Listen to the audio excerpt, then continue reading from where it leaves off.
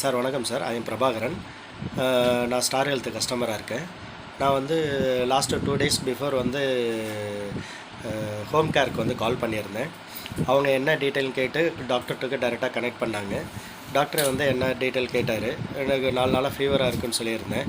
இமிடியேட்டாக அவங்க chief contact பண்ணி எனக்கு வந்து ஒரு டாக்டரை வந்து அப்பாயின்ட் பண்ணியிருந்தாங்க.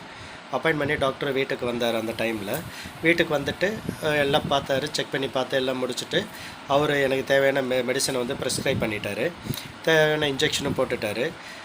போட்டதுக்கப்புறம் எனக்கு வந்து டைரெக்டாக ஹெட் ஆஃபீஸ் பாம்பேலேருந்து கால் வந்திருந்தது.